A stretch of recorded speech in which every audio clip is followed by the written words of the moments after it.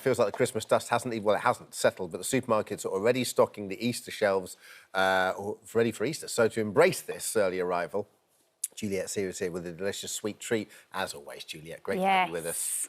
Exactly, diving right. I've had a couple of days off chocolate after Christmas, and now I'm back into it. Back on it. Yeah, and this is really... when you bake them into this giant cookie, it's delicious, and it's so easy to do. So in here, I've got some sugar. So I've got some light brown muscovado and some caster sugar here, and some butter. And you just want to cream it until it goes light and pale. See the difference in the colour between that there? So just by using a wooden spoon, give it a good old bash like this. Do you never use, like, an electric one? You can. Or do you like getting your hands I quite in there? like sometimes doing things by hand. It's nice to feel it, yeah. isn't it? And but this is a good one, obviously, because you can just easily do it with kids. Because when you're baking with kids, sometimes if you've got one of those machines, you worry about them turning on, putting their hands in. They can do this by themselves. Yeah. I'm going to add some vanilla extract to this, and then an egg. A bit of vanilla. Yeah. Still eating your nuggets. I'm just so tasty. So that's your starter, and then this is your dessert. So you just need to kind of combine the egg into the sugar and butter. Is this like a classic cake? Like, This is just like a kind of classic. You know what it reminds me of? mixture. It reminds me of a blonde brownie. A bit like a blondie, isn't Yeah. it? Yeah, exactly. It's quite similar. Well, it looks like that, but without the eggs. So it's kind of like a kind of fudgy consistency. It's like a brownie, but there's no cocoa in it. So you've usually got some like lovely brown sugar, and there's a lot of eggs in there. And I'm going to try mine now. I'm going to have a little taste. Yeah. So it's lovely to have it warm, so you can try it there warm. It's really nice to have it room temperature, but it's so good to try it and have it maybe for after dinner with some ice cream. Once you've got the egg in there, I've got to add my flour. I've got Oh, and it's warm, it's nice. It's warm, yeah. It smells so good when it's baking. I've got my dry ingredients here, and literally just dump them in like that and mix it through. Oh, that is really delicious. Easy. It's so delicious.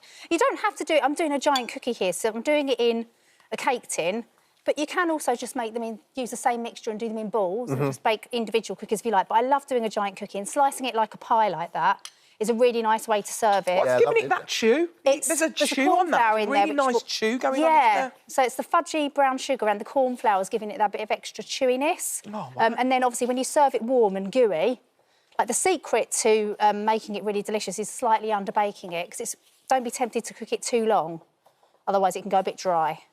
So that's almost a test of nerve, that, isn't it? Getting it out of the oven exactly. at the time, sort of just before. Yeah, exactly. Knowing just where it's got a wobble and there's a bit of paste on the knife. So in go mini eggs. Oh, that's the money shot. Not chopped up or anything, just like no, not chopped up. That's the money shot. Oh, look, there's so right, look at that. Those eggs are there. Can you believe we're doing this literally in January? No. It's banging some chocolate eggs in for Easter. Oh, it's delicious. Can this be stored in the fridge as well? You could keep it, I mean, you could keep it in the fridge if you wanted to keep it for a long time, but always eat things at room temperature. Don't eat it from the fridge or you won't have any flavour.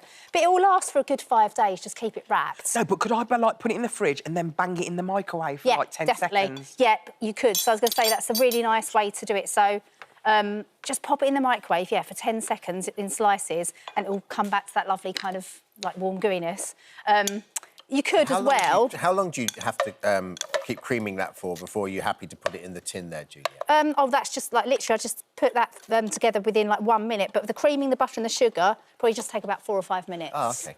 Not long. Not long. It's so quick. Like, how fast is it? So fast. Super fast. So a top tip, if you are doing it in a tin, just dampen your hands with a little bit of water. Yeah. To press when you press it down, and then that stops it sticking to your hands. Getting involved. Yeah. Nice. So you squish it in like that. So again, this is a really fun thing to do with kids. As soon as it gets a bit sticky, just a bit more. Just get your hands in there. Get your hands in there. I love it. I love baking. That's one of my favourite things to do. Is it really? I love baking, yeah. Do you like doing it? Do you like doing it with someone who was younger, or? No, I like to do it on my own. Yeah. Yeah. When my I don't kids want used any to help kids me, around I'd be me. like, help. I just want to do it on my own. Don't ruin it. What can I do? Like, no, you're good. Yeah. You're fine. Don't worry. I find it like meditation. Yeah. You know what I mean? Exactly. A bit of meditation. Yeah, lovely. No, I'm jokes aside, but sometimes when you're trying to make I feel something that look way about perfect... cooking, but I've never baked much. I love a little. You should bake Right. a bit Give more. it a go. I've just saved some for the top, and I've just pushed them in on the top so that when it bakes, you can see them all on the top.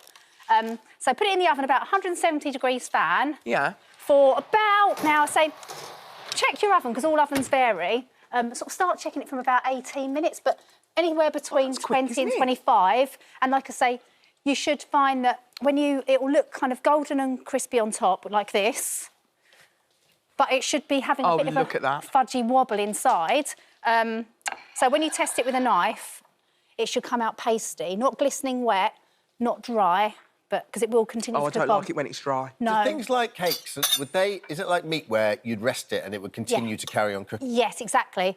So with this one, you want to leave it in the tin for about 10 minutes when you take it out, before you take it out of the tin, so it doesn't break. Right. And there we go, look at that.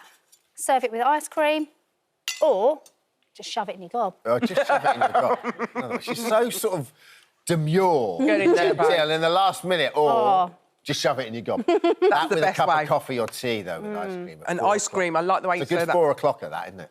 Or a bit of Good 4 custard. o'clocker. 100%. Oh, yeah. Crispy on the outside, chewy on the inside. Thank Juliet, you, Sears. You've amazing. done it again.